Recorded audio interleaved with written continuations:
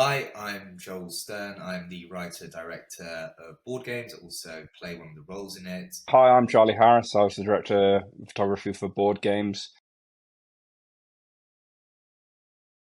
I looked up to you.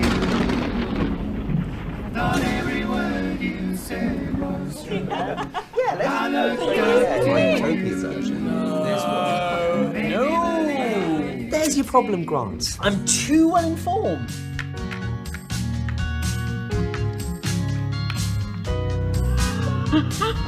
There's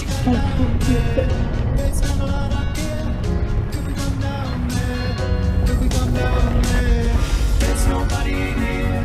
There's nobody we swear. Nobody coming up for us. Once this food runs out, that is it.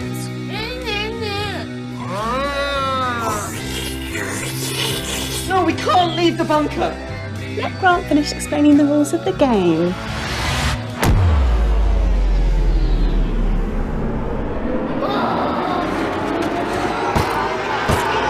Just keep playing, keep having fun, and tell me when it's my go. Run out of time.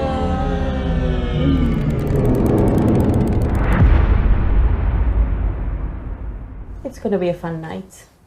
Fun, fun, fun, fun, fun.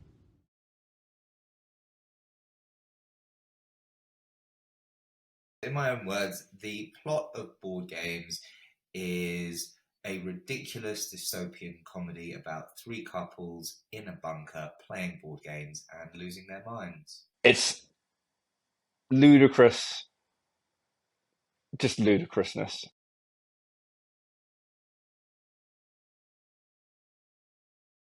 So background is in comedy, stand-up, sketch, improv, and I first got into the writing, acting, and directing side of things when I started a YouTube channel called Third Leg Studios with two very close friends of mine.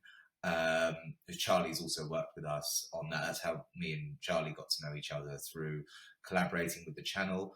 But we ran that for about 6 years or so, did very well with some of the sketches, branched out into more web series and longer form projects, lost all our money, went our separate ways. And then I was kind of in a position where I'm still acting a lot, still writing, and was looking for other ways to just spunk all the cash that I had left. So decided to make a feature film, which was board games, which did a really successful job of depleting me of all the resources that I had at that point. So from that point of view, it was a great success. So I trained at university to be a sound engineer, and I ran a small recording studio here in the United Kingdom for a few years. And me and my business partner ended up going our own ways, and I ended up doing a lot of boom mopping for film sets. And I sort of fell out of love with sound, and I was like, I kind of love this whole camera thing. I bought some camera equipment. I knew a few photographers and a few videographers, and luckily they got me on sets. And yeah, it's been I've worked about 9 years since I've made that change from audio to visual now. There's something about the production phase. It was in the audio phase. I did a lot of music recording, and the recording of the actual music, the live takes, was always the most fun part to me. But you ended up doing a lot more. I ended up doing a lot more post in audio, and post was never really my thing. And so, being a camera operator, lighting, like, you're in the physical space, you're doing a job that's very hands-on, and it's done when it's done. Whereas I find post it's never done. You just have to let it go, and it kills my soul. I did every project that I have any form of, like, I have any hand in post on, I'm just like, this could have been better if I just had an extra 2 weeks or something, along those lines. And it's just, so I really like the actual production of, like, this is the start, this is the end. We need to get what we need to get. I like that. I like that a lot, and that's why I do it. I love doing this.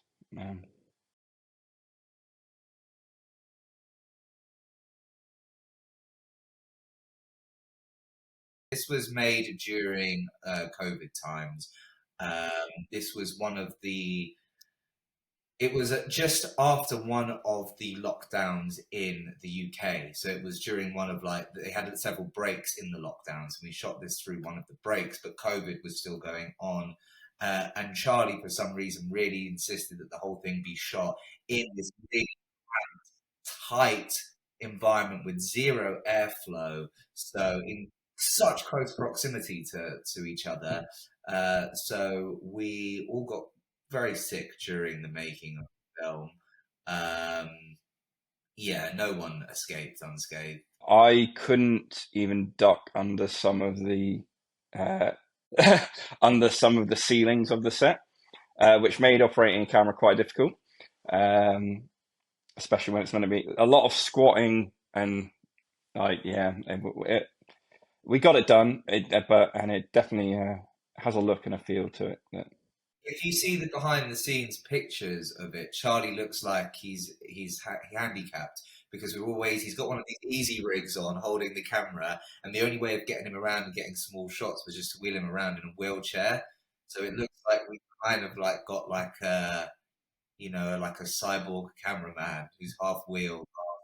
Because it was the first time that any production could get out, all rental houses were empty, and they were like, "Well, we can't get you an easy rig, but we can get you this female easy rig."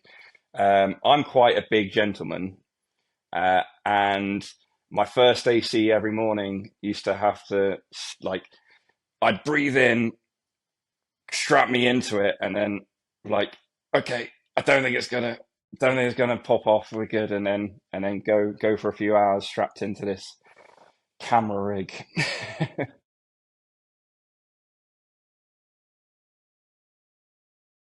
We were below a subway in the centre of London for, I'd say, about 80% of the shoot.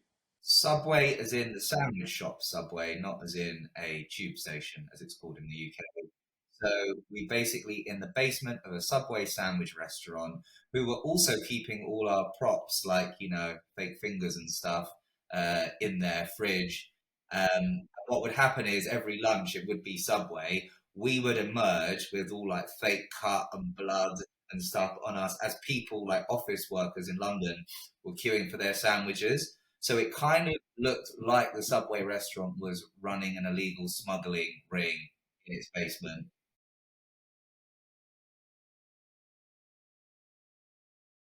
The Thing, John Carpenter it's just an incredible film.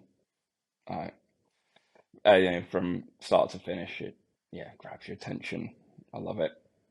And I love the gore as well. The practical effects is just incredible. First one for me that comes to mind is Cabin in the Woods. I just really love that. It's just like a flip on the genre. I love pizza. There's something about pizza that's just incredible. I got into making my own dough and pizza sauce and toppings and stuff like that. And me and my partner are currently in the looking at pizza ovens. It's gotten to that point now. So I'm going to have to say pizza. I live in North London. We've got so many Turkish, Cypriot and Greek places. I just love a meze. I just love some, a big mix of falafels and skewers and kleftika. I just really love that Mediterranean style.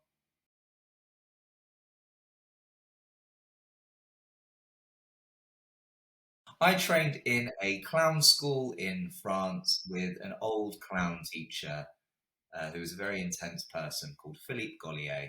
My 10-year plan is to build a home cinema, but an absolutely ludicrous one that means I never have to physically go to a cinema again because I've got one in my house. He's planned the perfect distance from the screen to the seats and the optimum position for the surround sound where all basically the main vibrations converge at what points. He's really got in on it. And it's kind of sad because I really only plan to put one seat right in the middle. It just shows that I don't really have any friends whatsoever.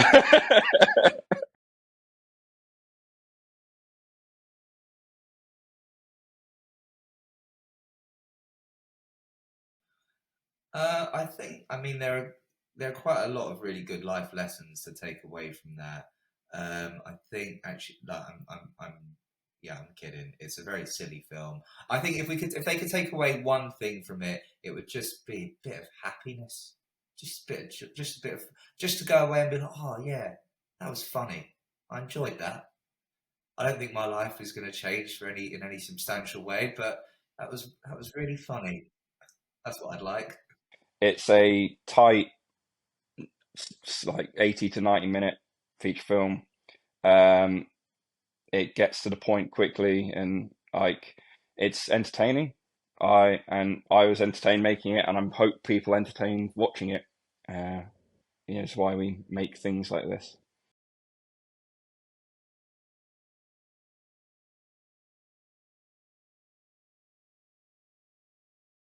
You can follow me on Instagram. I think it's Charlie Harris Film.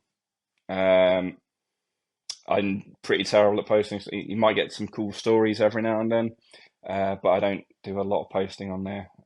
But yeah, you can follow me on there. I am a ghost on social media. I think I've got maybe have a Facebook account that I haven't used in 5 years. So good luck finding me on there. But what I can plug is the Third Leg Studios YouTube channel. I mean, we don't post on it anymore. But if you liked board games and want to see other shorter form, ridiculous, silly content, you can check out Third Leg Studios. There's still lots of stuff on there. And in terms of upcoming projects, me and Charlie, we're doing a lot of this at the moment. There's a lot of talking going on, which hopefully soon as producers and finance and stuff comes into the equation, will turn into action and more projects on the horizon.